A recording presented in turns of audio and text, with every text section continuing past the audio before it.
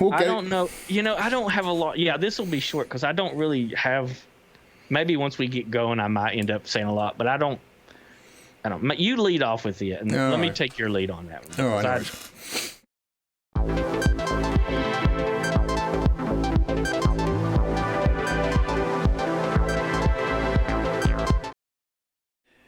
Good evening and welcome to the Outpost Frequencies. This is a little extra that myself and Shawn have been doing, talking about extreme cinema and controversial movies. And today we are talking about one which sits there high in the list of controversial movies, and that is Salo, 120 Days in Sodom.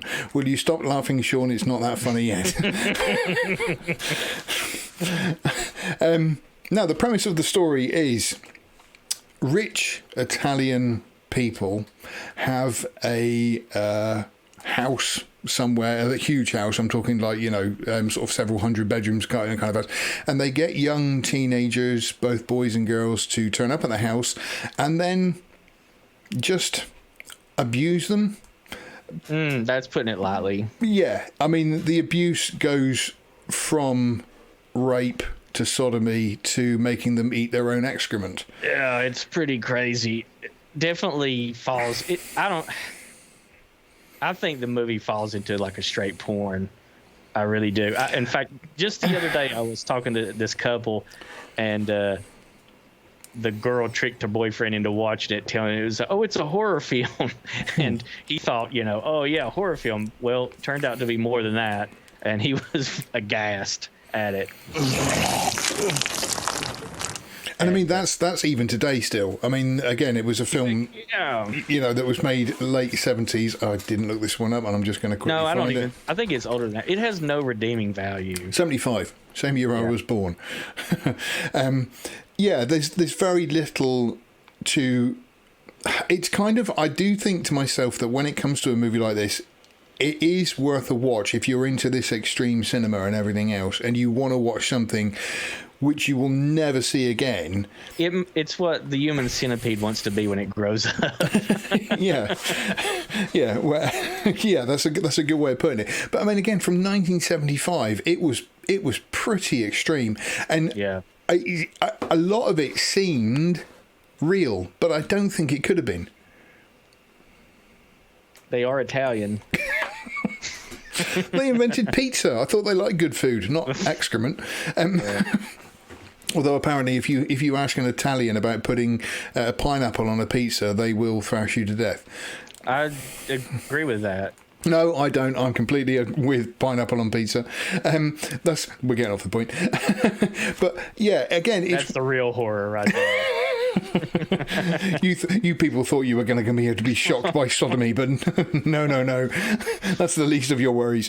It is a film, like I say, that I think I kind of put it on a list of, say, like 1,000 films to watch before you die. Yeah, I would put it on there.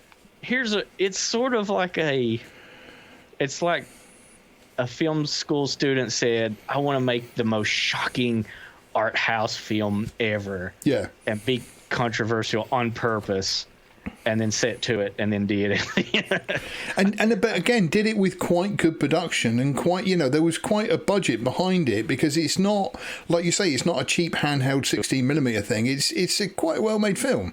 I would like to be at the pitch for that. Listen, I got a great idea for a film. It's a win-win. So hear me out. These guys are...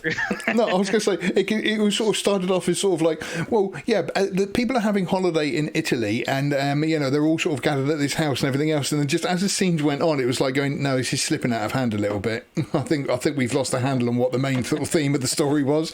This was supposed to be a romantic comedy, and it's just gone haywire. I mean, it has some romance in it, I guess. There are a couple of weddings, aren't there? Yeah, and whatnot. You said earlier it's too, like, we can't even really discuss it in real detail, because YouTube would smack us down and ban the whole channel if we. For real, if we really got into detail on it, there's no way, like, it would demonetize the channel, and Yoda would be so mad at us. But it is so it's like every depraved, degenerate thing you could think of. It's like it's like 2022 rolled up into one thing, and then plus 10. Yeah. The scene that I always remember, oddly enough, is kind of weird. After watching the whole movie, the scene that really stuck with me is the beginning, where the truck is carrying all these kids to this house, and one of them jumps out and runs off and gets shot, and you think that was the thing to do. That's what everybody should have done. Because the 120 days. Again, you put yourself in the situation of the protagonists. I would not have lasted. There's no degradation that the film does not touch on. For both the boys and the girls, and even the protagonists themselves subject themselves to. Again, that's they're true libertines, you know. Yeah, but again, it's kind of an interesting study into what people, perceive as pleasure and what they will put themselves through to perceive as pleasure. If you're a Cenobite, I guess it's probably, from Hellraiser. Yeah. Yeah, I suppose. Like I say, allegedly, it's supposed to be a commentary on fascism. Well, either a Cenobite or what's his name, Bill Murray from Little Shop of Horrors. Entirely wonderful equipment. Let's take a look at that mouth. Say Just to get that in perspective. A combination of both, yeah. Because again, like I say, I'm not somebody who enjoys pain, and it hurts. Yeah, exactly. If it's a choice of would you rather have pleasure or would you rather have pain, I'll go with the pleasure. Thanks very much. But then again, like I say, the people that ruled this place were narcissistic, and they were just demented and evil beyond kind of all comparison, really. Your typical politician. Yeah, that's right. In reality, let's be honest, This is the kind of thing that gets up to you behind closed doors, even today. Epstein's Island is still out there. You could probably just call, they could remake this movie and call it Epstein, 120 Days on Epstein's Island. Yeah, pretty much. And you know what? Now that I think about that, I think we should make a pitch to Hollywood on this. Who on earth would want to play Jeffrey Epstein? Yeah. We'll have to go to some foreign market to get this one made, I'm afraid. What's she called? Gazelle Maxwell could be played by Amber Heard. It's just a thought. That's not a bad thinking. I like where your head's at. I can't think of any actors that I would want to degrade to play Jeffrey Epstein. The movie is almost unbearable unless you're a real psychopath like me and George here. I can't recommend you watching it unless you're hardcore into this. I've got to see the worst of the worst, so I can say I did it. I don't recommend it. It is weird. I watched it several years ago now when I first watched it, and when you first watched it. What about the third time? It's my Christmas movie. When I've had a couple of nice sherries and I'm smoking my cigar after a nice Christmas meal. I think I'll watch Salo again. No, it's the first time I watched it. I have only seen it about twice, but the first time I watched it, I don't remember being massively shocked. But then I don't know whether that's just my brain blocking it out, and just sort of like, what the heck? Too much for your proper British etiquette, so it shut down. So somebody came into the room and I'm just sat there going, so what was film like? Pretty good, I think. I can't remember. Yeah, maybe that is my British sensibilities. No, but that's the kind of thing that goes on in Britain all the time, didn't you know? BBC should have asked you about watching that one.